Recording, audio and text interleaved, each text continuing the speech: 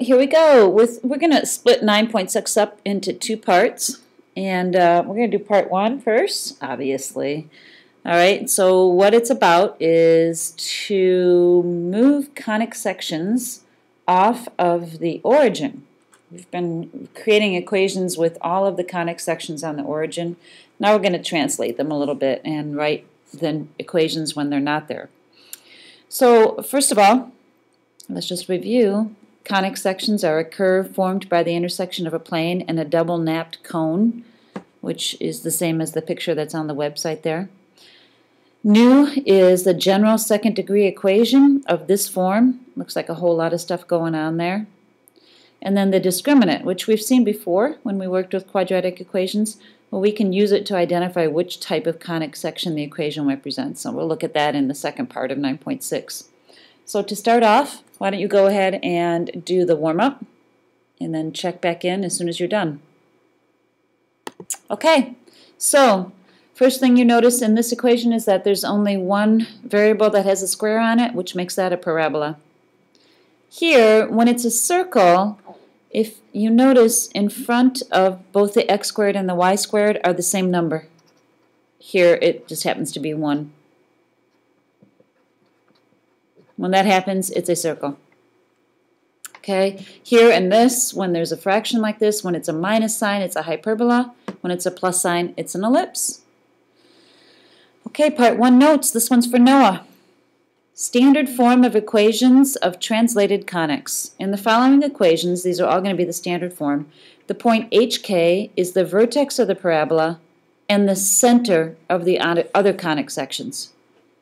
So, for a circle, it's just going to be like this. Notice here that x minus h squared, this x is squared, the y is squared, equals r squared. The parabola, when it's going this way, on the horizontal axis, it's going to be y minus k squared. Notice how the y is squared there, equals 4p x minus h. All you're really doing is adding in the k and the h from the original one. For a parabola that opens up and down, remember that's always been x squared. Well, here we're just going to add in the h.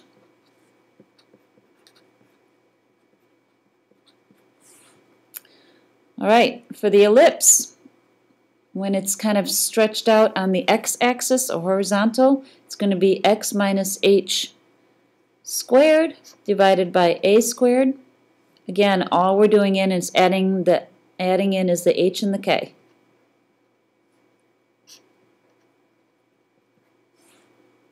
Vertical, when the ellipse is kind of stretched up and down, remember all we do is we're switching the a and the b in the bottom for an ellipse. Here, the covertice would be the b, which means it's going to be a up and down one. And again, just adding in the h and the k.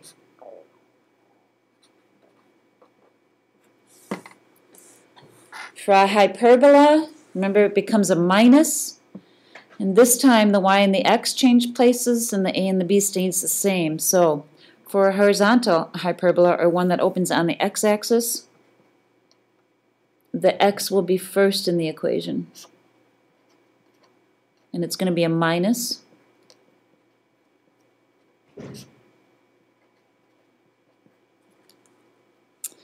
All right, and a vertical axis or a hyperbola that branches open on the y-axis, the y will be first.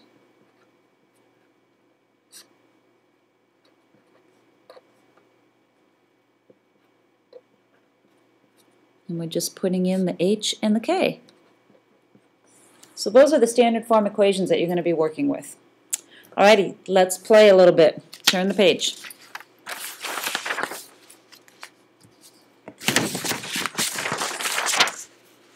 So we got a graph, and we can see here that it's a circle because we have x squared and y squared equals to a number, and in front of there is the same number. So if I write the standard form right underneath here, remember we just added in an h and a k.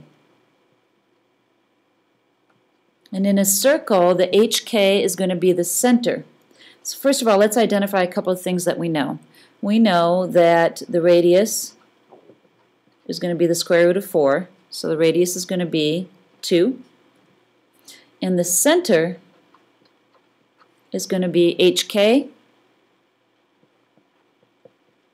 which here would be a -5 and a +1. So let's just plot that. First of all, we'll plot the center, 1, 2, 3, 4, 5, and up 1. There's my center. And then I know my radius is 2, so it's going to be 2 out all the way around. 2 out from the center. I'm just going to draw that circle. There you go. All right, wow, that's a beautiful circle there. Okay, next, let's take a look at what we have first. We have this kind of setup with the x squared and the y squared over a couple of numbers. We have a minus in between. Hopefully that you recognize right away that that's a hyperbola because of the minus. And since the x is first,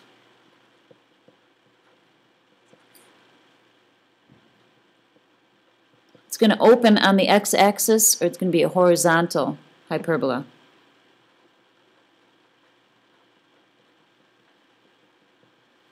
Horizontal hyperbola.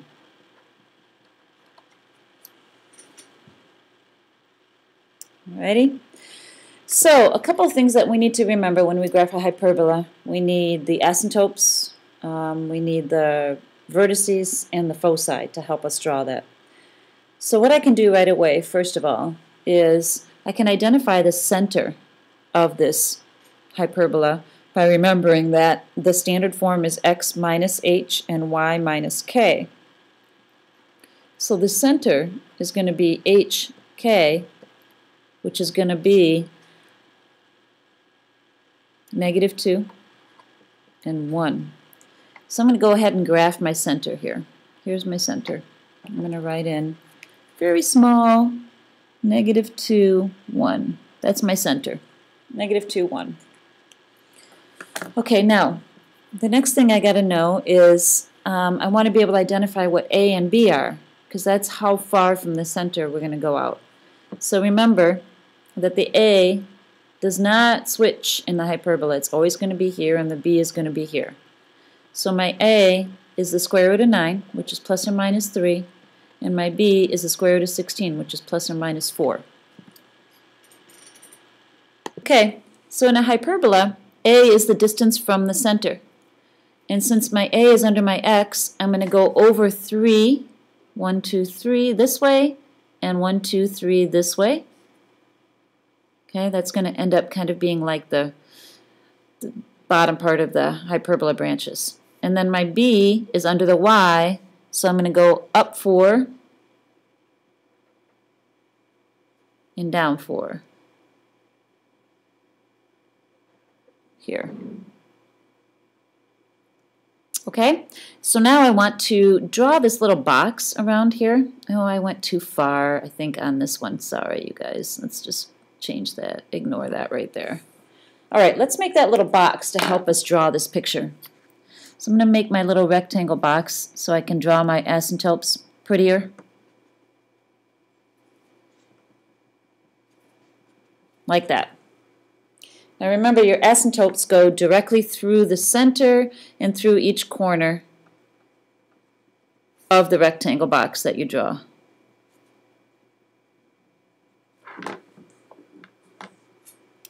Alrighty. Now, we could go ahead and sketch our asymptote, or our hyperbola if we want to. So what I'm going to do is I'm just going to sketch it like this.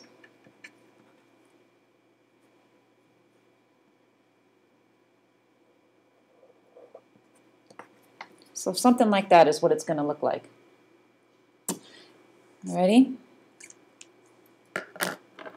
Now the other thing, the last thing I need to know before I can graph this is I need to know the foci. So I'm going to use this equation, c squared equals a squared plus b squared, because remember it's the opposite of what's in the middle of here. So with the hyperbola it's a minus here, the foci then is going to be a plus. So c squared equals a squared, which is 9, plus b squared, which is 16. C squared equals 25. So c is going to be plus or minus 5. What that tells me is that it's always the distance from the center. So I'm going to go 1, 2, 3, 4, 5. Here's my foci. And from the center here, 1, 2, 3, 4, 5. Here's my foci over there. And then I've graphed everything. Now, before, when our hyperbola was centered around the origin, we came up with the equations of the asymptote lines. But when we take it off of the center, off the origin, we're not going to do that. It's very doable. It's just a lot of work, and we don't need to do that for this. So the next thing that we have to do is we've got to write an equation from the given components. So fortunately, they're telling us that it's a parabola. And they're giving me the vertex and the focus. So, you know, I still like to draw a picture so I can kind of get a visual of what I'm working with. So I'm going to kind of just sketch where my vertex is. It's over 4 and down 2. So I'm going to put a dot. The foci then, or the focus is then over 4 and up 1. Oh, this helps me know that my parabola opens up. So I can sketch it there. Okay. All right, now the other thing I kind of remember is that this distance from here to here is c, and that may help me later. So I need to write the equation, and I know that it opens up, so it's going to be an x squared, and it's going to equal 4py. But since it's not on the origin anymore, I got to have this little thing going on. X minus h squared equals 4py minus k. So the things that I need are h and k, and I need to know what this number is going to be. All right, so to get h and k, it's right where the vertex is here, 4, -2. Remember, we said that in the beginning, right here. We said in the following equations, the point hk is the vertex of the parabola. So that's easy enough. I'm going to write hk is equal to 4, -2. So I'll be able to plug that in later. And the next thing I need is I need to know what this is, 4p. Okay. So I'm going to ask you to back up a little bit. I made a mistake. All right. I forgot in the parabola, this distance here is actually p. This distance here is p. Because remember, the directrix is then going to be the opposite of whatever p is. So this distance is p. So if we think about it, our vertex is 4, -2. Our focus is 4, 1. What's the difference between -2 and 1? It's 3 spaces. 3 spaces. So p is actually 3. So what I'm going to do is I'm going to plug in everything that I know to this equation. Okay, I know that my h is going to be 4 from right here. I know I have 4 in the equation from right there. I know my p is 3 from my graph, the distance between the vertex and the foci. I know I have to have y here. And I know my k is going to have to be +2, +2. And then the last thing I have to do to write the actual equation of the parabola is just multiply 4 and 3 together. And I'm done. There's the equation of the parabola. Okay, so this next example, they give us an ellipse. So automatically, I'm going to just write down what the standard form of an ellipse is here.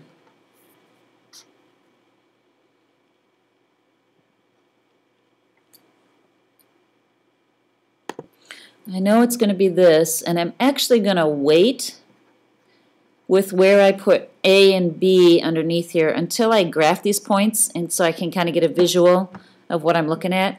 It says that the co-vertices are 1, 2, so I'm going to go over 1, up 2, and over 5, up 2.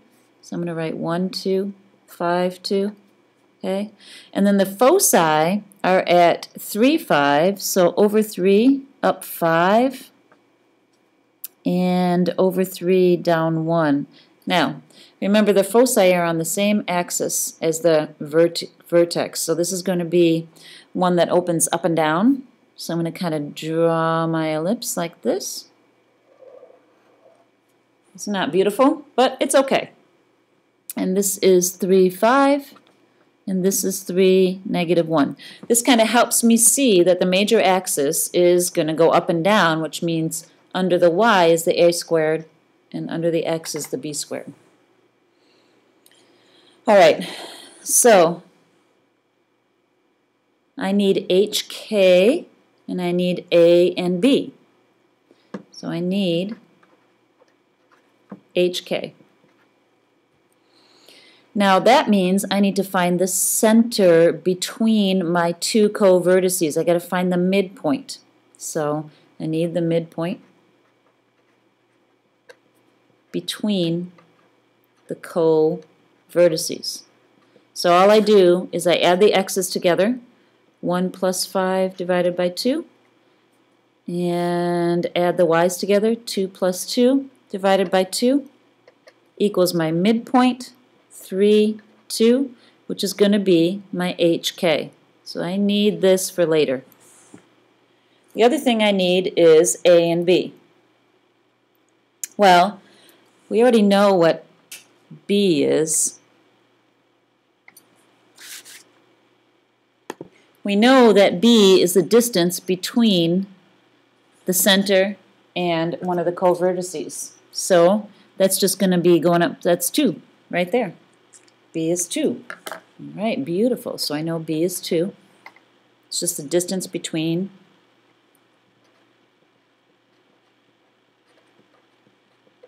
center and co-vertices.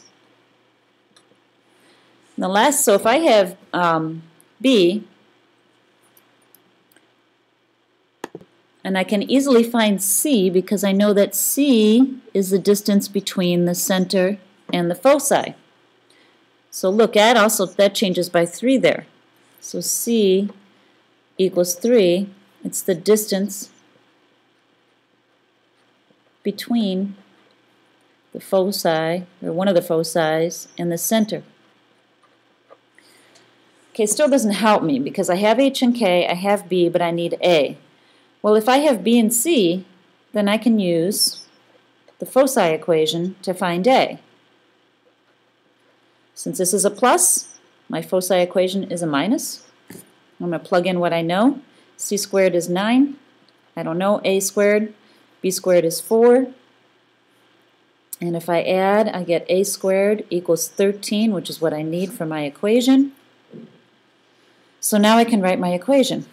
All right, so I'm going to use the components that I found. X minus H is going to be 3 squared divided by B squared, which is 4, plus Y minus 2, which is my K, squared divided by A squared, which we found to be 13, is equal to 1. And then we wrote the equation of that line. We're going to do one more of these types of problems, except this time for a hyperbola. So again, I kind of want to sketch it so I know what I'm working with here. It just helps me visualize. All right, so the vertices are at -7, 3. So I'm going to kind of go over here, up 3. This is -7, 3. And at -1, 3 is going to be a tight one. I'm just going to put it here. -1, 3. Okay, so those are my vertices.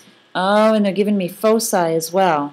So that means here, -9, 3, and over 1 up 3. This tells me that the hyperbola branches are opening like this.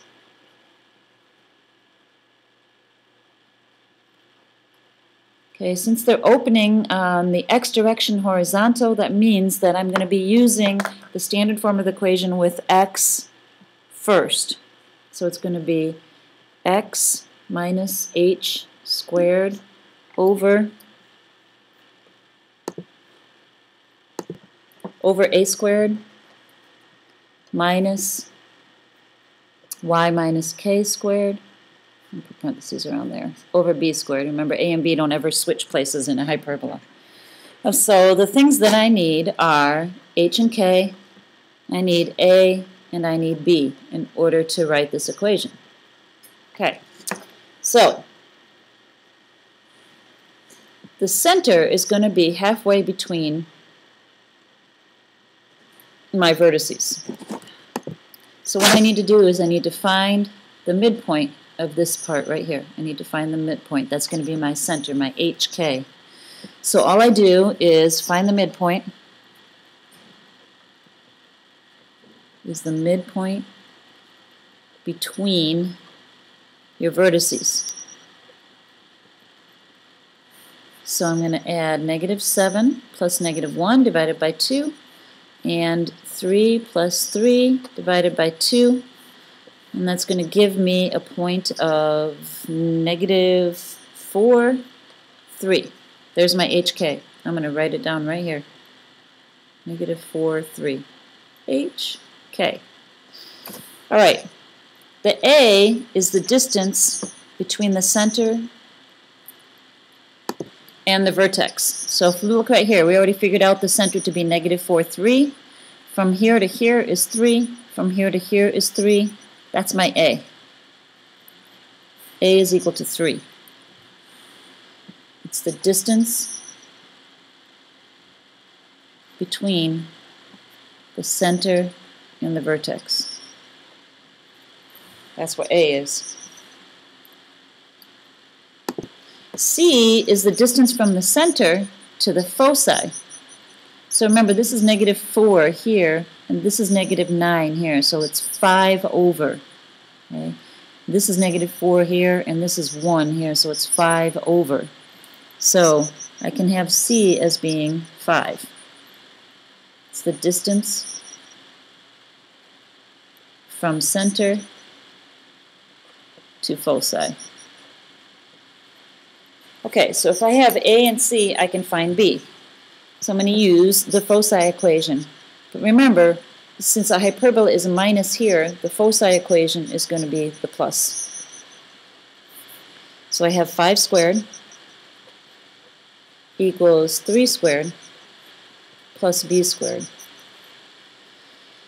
So that's going to give me a B squared of 25 minus 9, which is 16. And that's really what I need to write my equation, so I'm just going to leave it like that. All right, so I have A, I have HK, and I have B squared. Now I can write my equation. So I'm going to come over here and plug in what I know. X minus H, which is actually a -4, so it's going to be plus 4 squared, over A squared, which is 9, minus Y minus 3 squared over B squared, which is 16, equals 1. And there we go. That is part 1. And that is the reason why we split 9.6 up into 2 parts.